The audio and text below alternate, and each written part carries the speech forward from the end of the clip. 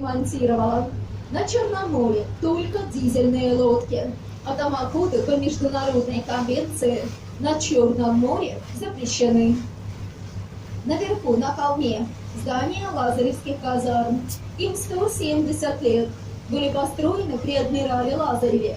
С 2000 года там расположился Черноморский филиал Московского государственного университета имени Ломоносова. И мы с вами подошли к серому сооружению. На борту написано «Тихий ход, не швартоваться». Это плавучий док. Док означает «донная очистка корпуса».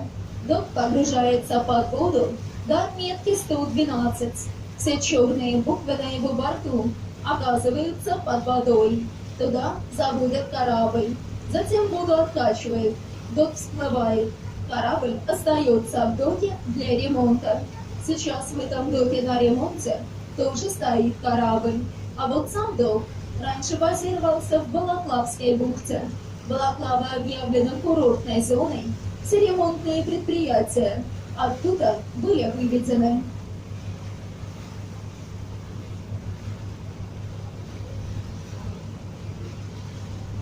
Южная бухта, по которой мы идем, делит Севастополь на две части.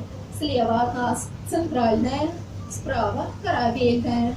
На корабельной стороне родился известный полярник Папанин, дважды Герой Советского Союза. С 12 лет он работал на Севастопольском морском заводе, мимо которого мы с вами проходим. Завод — ровесник нашего города. Здесь были построены Крик Меркурий, крейсер Очагов, достраивался броненосец Потемкин и еще множество кораблей. Во время